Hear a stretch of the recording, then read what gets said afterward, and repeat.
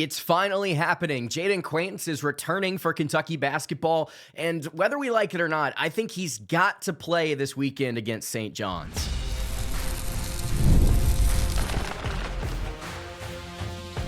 You are Locked On Kentucky, your daily podcast on the Kentucky Wildcats, part of the Locked On Podcast Network, your team every day. All right, what's going on, Big Blue Nation? Welcome on into Locked On Kentucky, your daily Kentucky Wildcats podcast. I'm your host, Lance Dawe, and on today's episode of Locked On Kentucky, we're going to be talking about Jayden Quaintance coming back for the Wildcats. That's right, he is officially back. Will he play this Saturday? We're pretty sure that he maybe will log some minutes, and I think that he needs to play.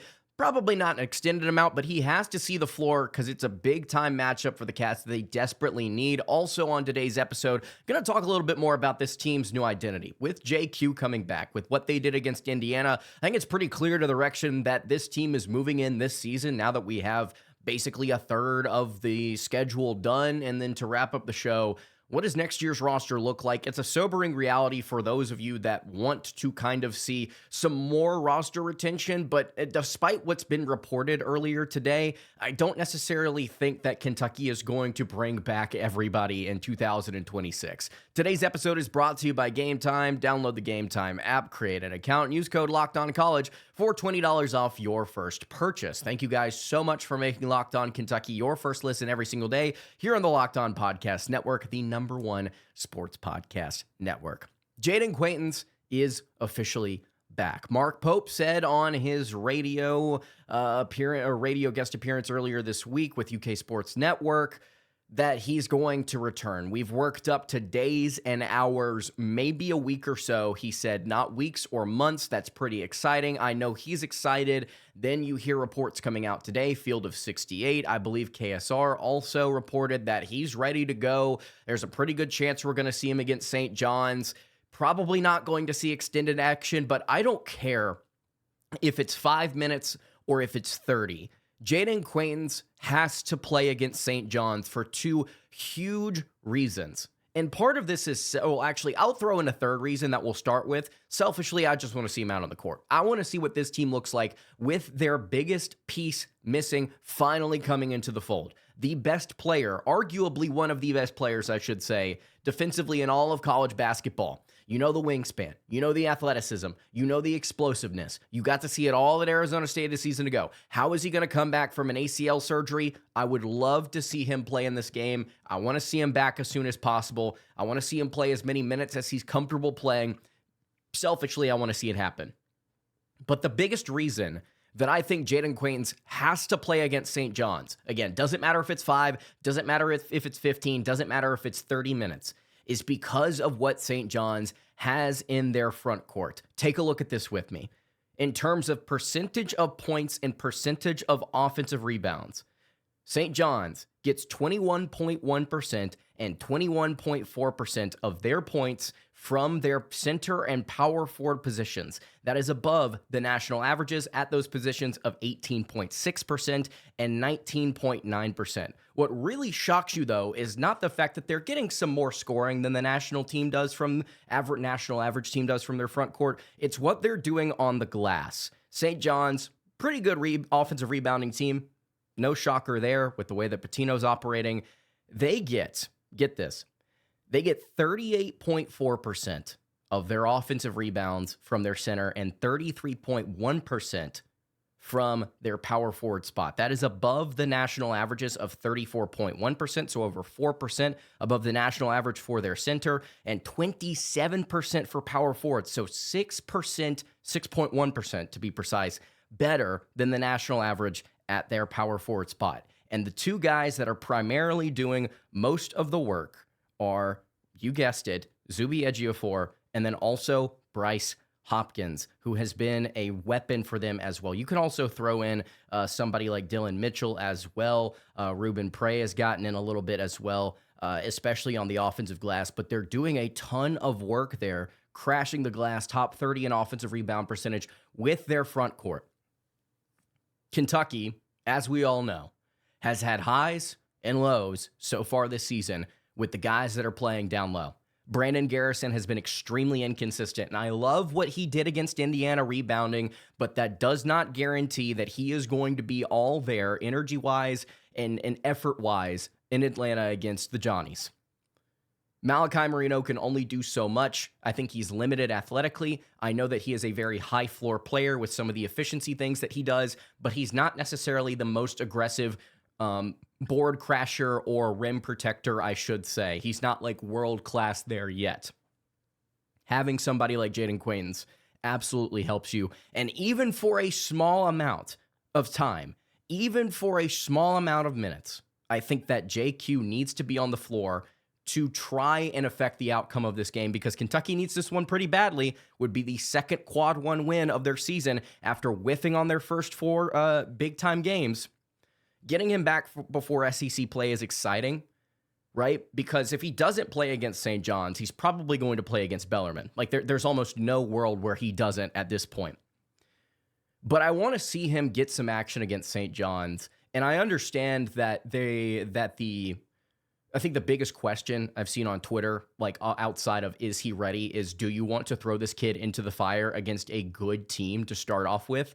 And to be honest with you, I don't really think it matters, because you're going to face a gauntlet that is conference play in approximately 2 weeks. Or 2 or 3 weeks. That's what we're working our way up to, is an extremely difficult SEC slate where he is going to be challenged every single game. So I think, honestly, the best thing for him, play him 10, 12 minutes max against St. John's, somewhere around there, unless he's just really cooking, play him a little bit more.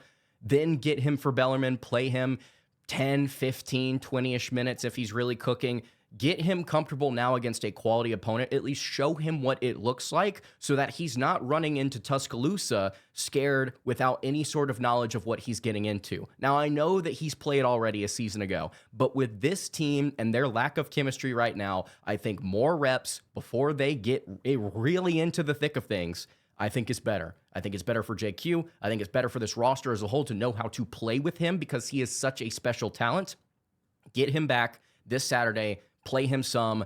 Doesn't have to be a lot. Just let him see what it looks like with this squad, and I think that will pay dividends moving forward. He's back. I'm really excited. I know you are as well. For the people out there that said, oh, he's not going to return, I'm not telling you to eat crow. I'm just saying be happy with us. Be excited that the lottery pick that we have on this roster that has not played at all up until this point is returning to play. Again, might not be against St. John's, although reports seem to indicate that that's very likely. But at the very least, we're going to get him back right before SEC play. That's pretty awesome to me.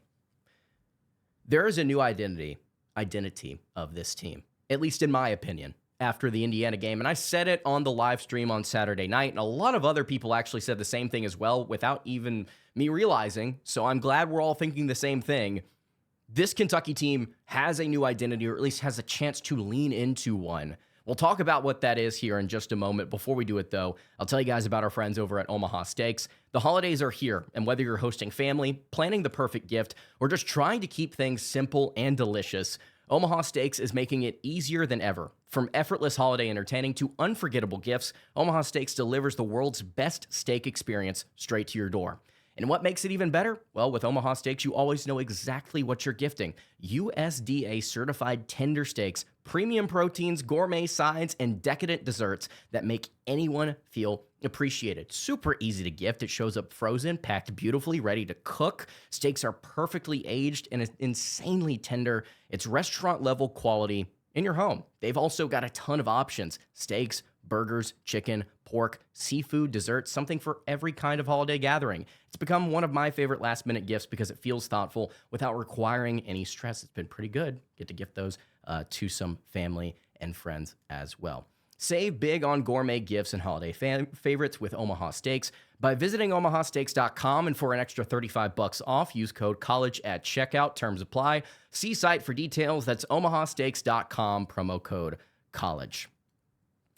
Thank you guys so much for making Locked On Kentucky your first listen of the day, and thank you for making Locked On the #1 sports podcast network. You already live your team every day. Now you have the chance to take it up a level and go free. Join the Everydayer Club today and get Locked On Kentucky with no interruptions, members-only Discord access, and more, all for just $5 a month or $50 a year. Go to lockedonkentucky.supercast.com or check the link in the show notes to learn more.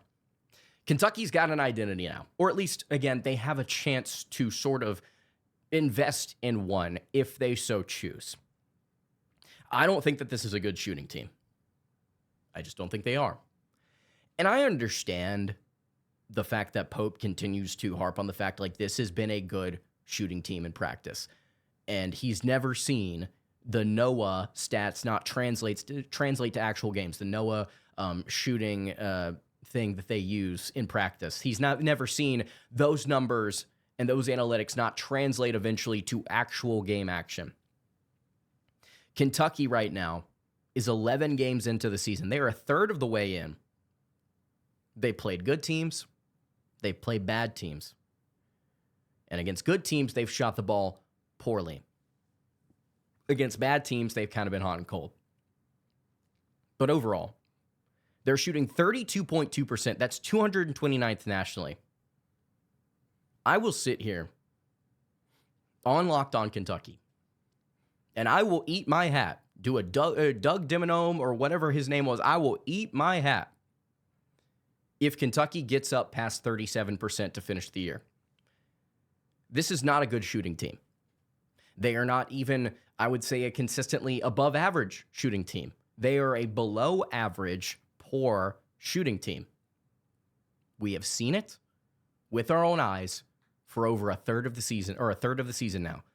There is enough data to realize it is not translating into games. And sometimes that happens. Sometimes you get players that just simply have it in practice. They're incredible. They rep well. They are just insane behind closed doors. And then they get out in the game and they can't perform. Sometimes you have vice versa. Sometimes you have kids that won't give effort in practice. Sometimes you have kids that just don't seem to put it all together. Whenever you're trying to teach them how to play the game, they get out there, lights come on, a switch is flipped, and they're the best player on the floor. I have a feeling, and I wouldn't say that I'm definitively right, because again, we've got 2/3 of the season left, but I have a feeling that the collective here, even if let's humor it. Let's say that they are shooting really well in practice, because there's no reason to lie about it. Let's say they are shooting really well in practice. We've seen with our own eyes for 11 games, the shots are not falling. It's not translating to the moments that really do matter. And I don't think that it's going to ever consistently get there. Now, there'll be games where Kentucky shoots the cover off the ball for no reason. But part of it, I think, here is some of the shot selection. Sometimes they get open looks and they just don't knock them down. And the kids that are shooting them, I'm going to be completely honest, guys. There's a lot of kids on this roster. I'm not too fired up about their shooting form. And once you get to college, especially once you get several years into college, and I've heard a lot of different scouts, and I've heard a lot of different people on D1 staff say that they can't really do a whole lot about shooting form once you get to this level. You just kind of have to stick with it. You kind of have to ride with it. It is what it is. You remember for a year, for the season that he was here, or he might have been, I think it was for just one season, I talked about how DJ Wagner, he could be a really good shooter, but he's got a little bit of a hitch in his shot, and he leaves everything short. It's the way that he comes up and finishes through, right? It's inconsistent. Jackson Robinson had to line up everything perfectly to knock the ball down, and he was a little bit of an inconsistent shooter. But when he was hot, he was unstoppable. Cam Williams has a really weird load-up shot. Otega Owais takes about a day and a half to process before shipping, and then there's a few days of shipping, and then it arrives to your door, and we don't know if it's going in or not. Just because they shoot well in practice doesn't mean it's definitively going to translate. It also doesn't mean it's definitively not going to. But again, we've got a third of the season. We've got the data to say, at the very least, they're not going to be consistent. We tried to stray away from volatility a season ago, this season.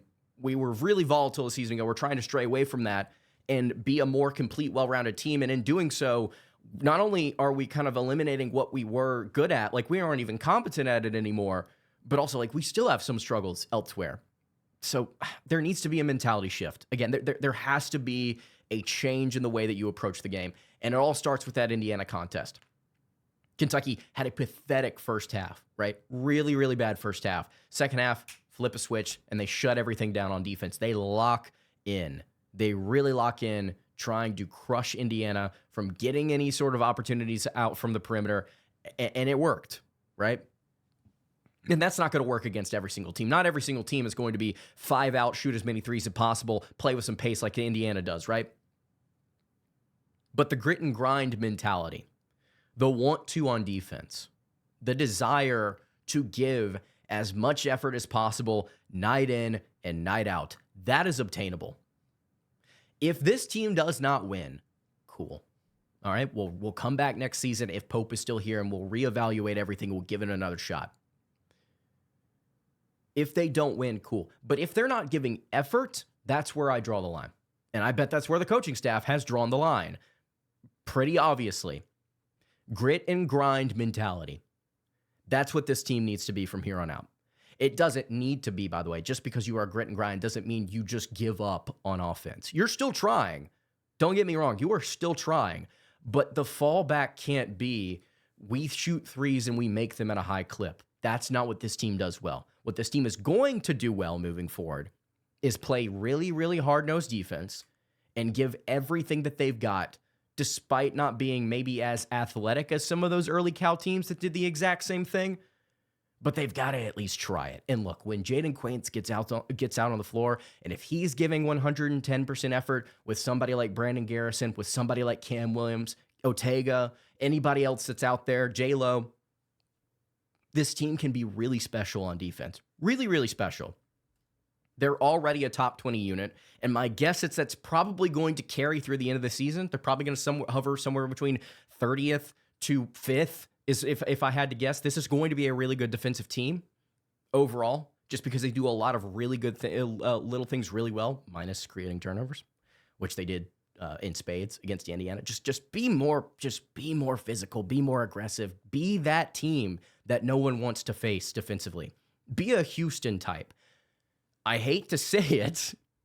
You guys, I'm not even going to say it. There are teams within our own conference that have built their mentality over the last several years on defense, and they found success with it, despite not maybe being the best three-point shooting team. This is not a well-constructed roster, especially considering we have one true point guard, and he's injured for the rest of the year. We've got a lot of issues, but there is a lot of things to look to say Mo Dioubate is a dog. When Jayden Quaintance gets out here, pretty sure he's going to be a dog. Ortega, when he wants to be, is a dog. Garrison, when he wants to be, is a dog. J-Lo can be a dog, absolutely.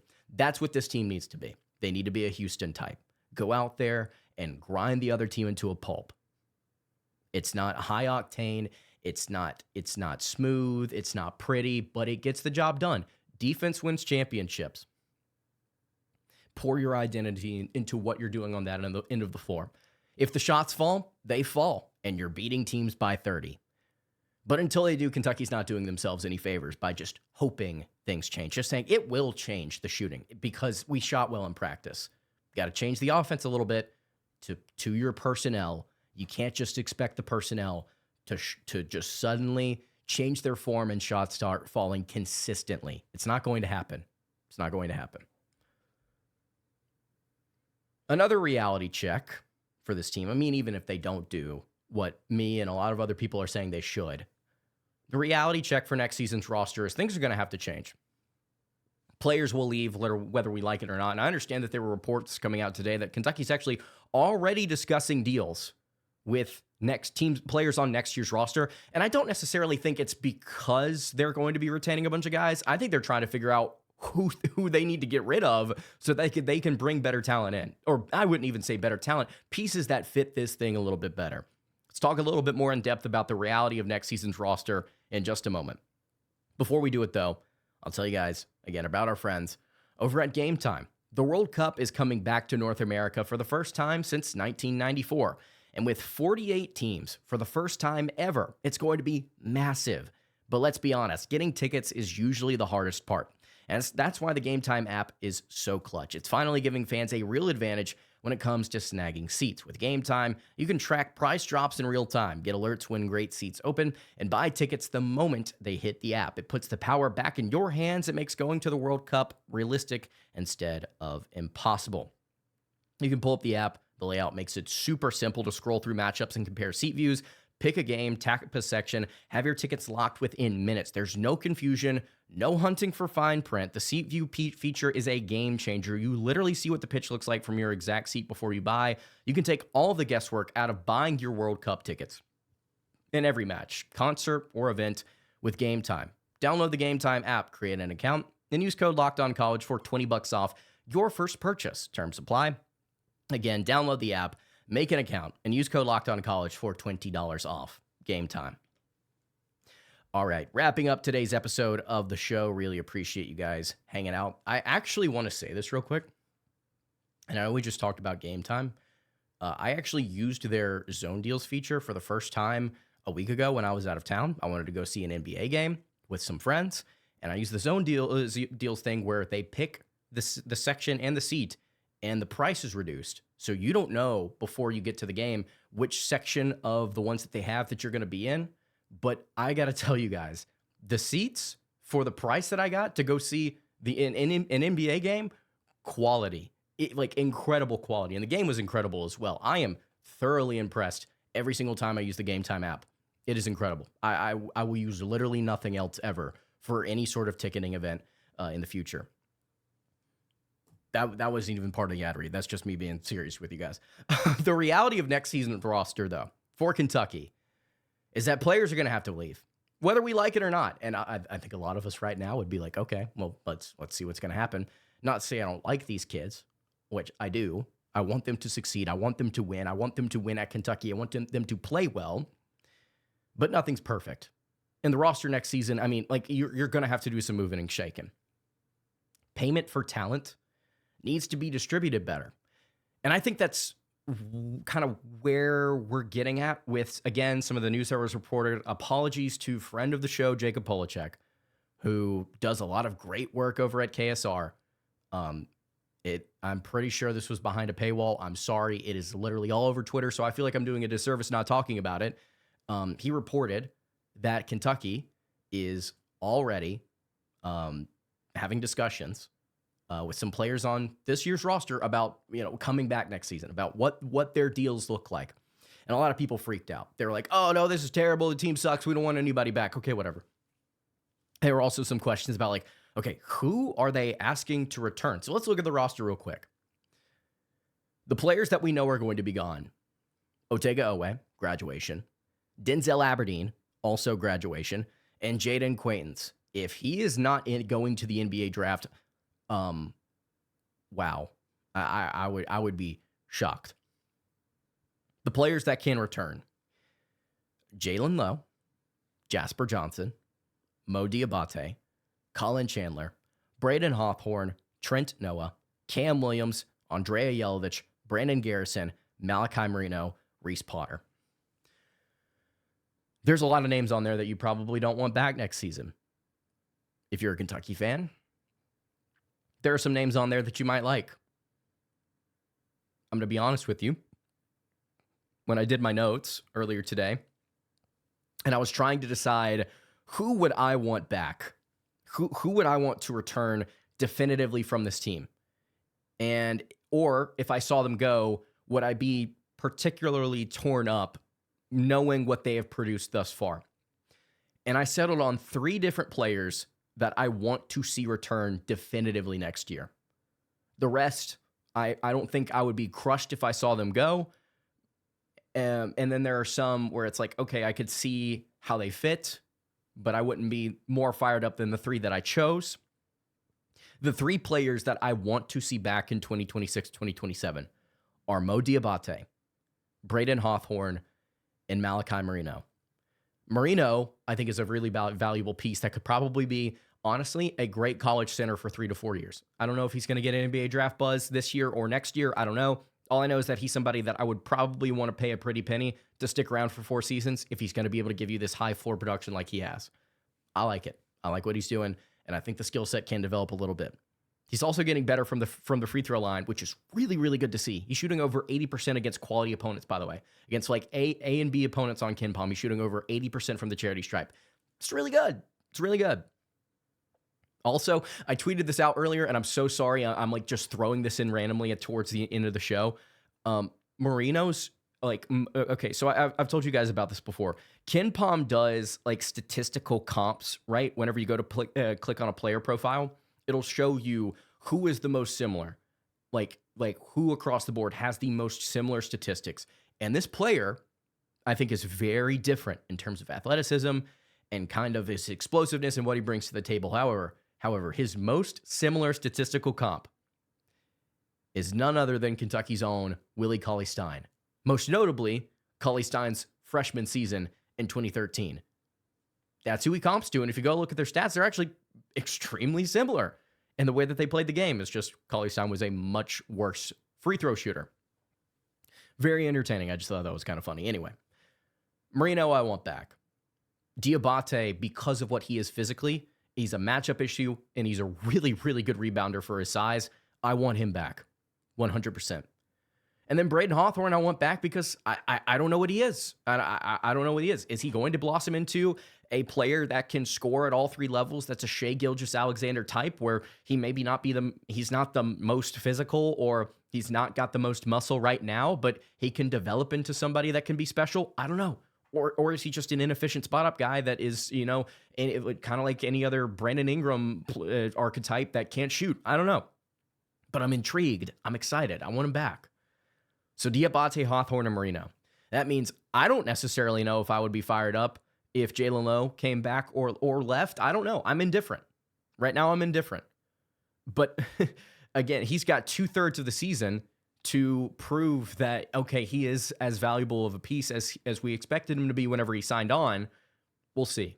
I also really feel for the kid right now just because of what he said on Field of 68. He's like, obviously, with the injuries and wanted to be out there and Kentucky not winning, he said it's probably an extremely hard period of his life. To be open like that, I really do appreciate and respect. To be honest, like to the public and to such a rabid fan base, I'm struggling.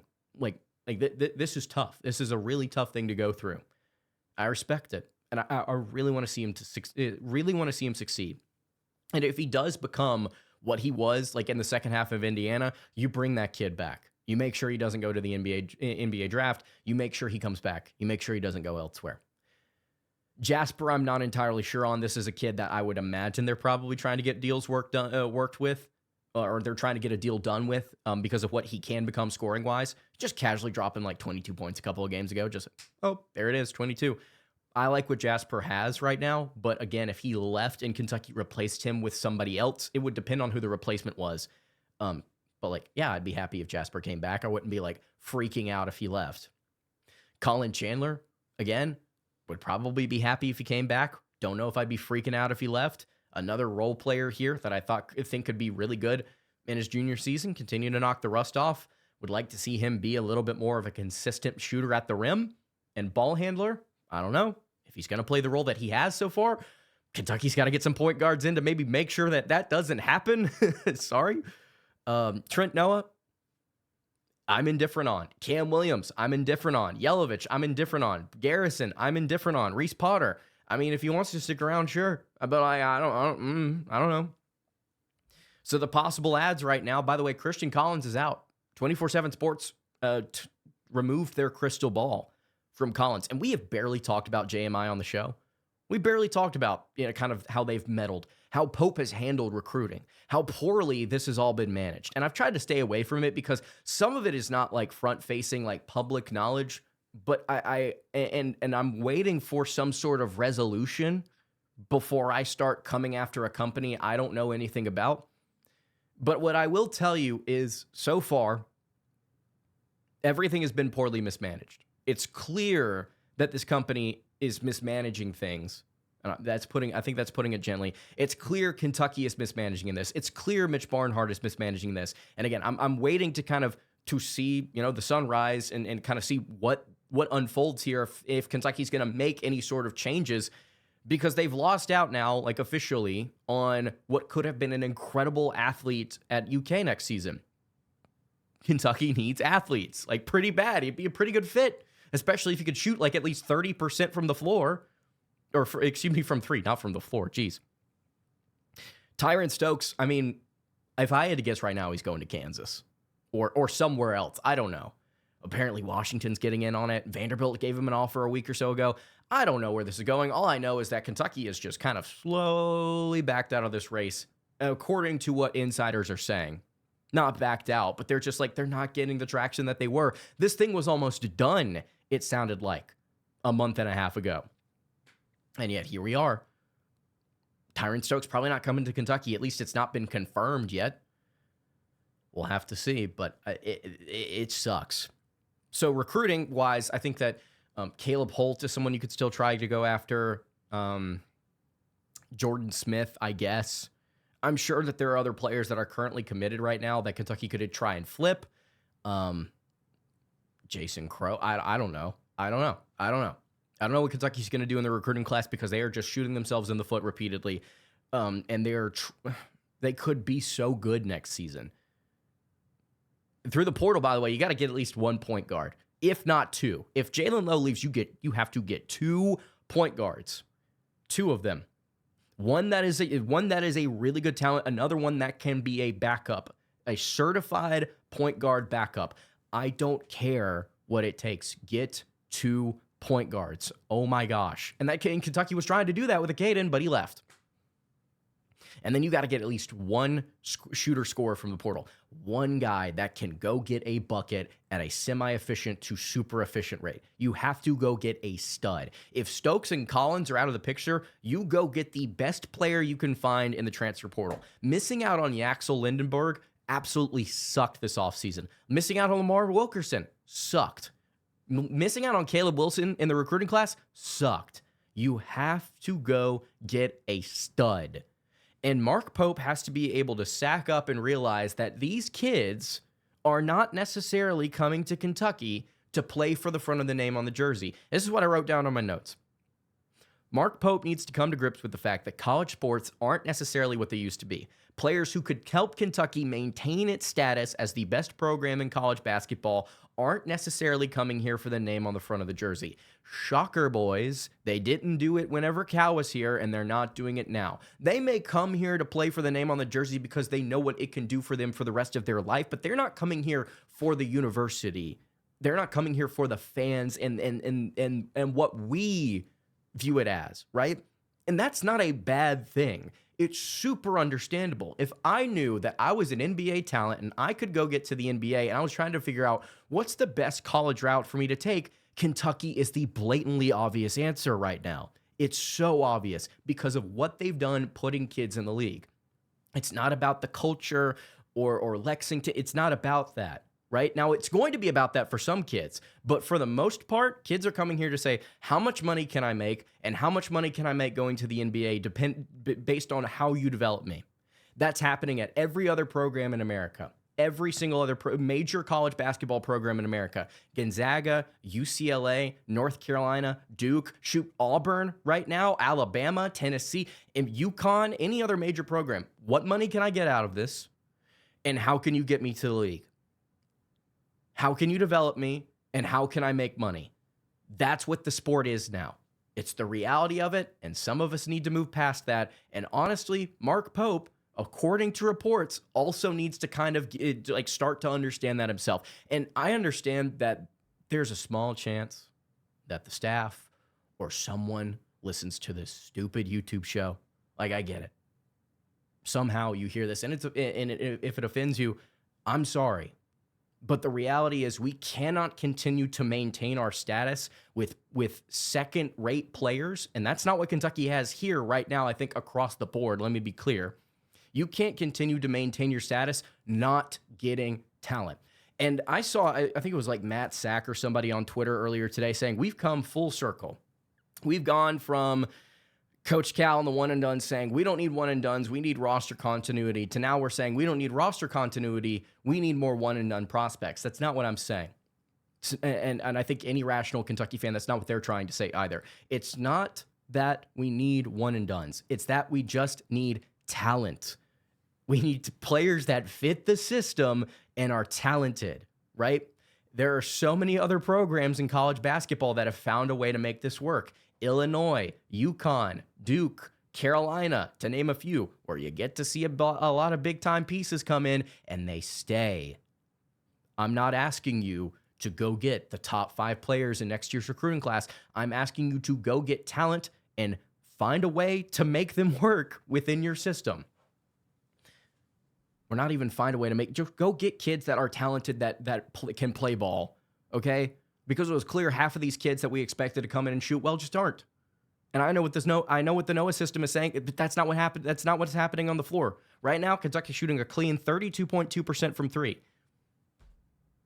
And say what you want about, it's going to come back up. It's not going to do it consistently. I will eat a hat on this show. We will live stream it, and I will eat the hat.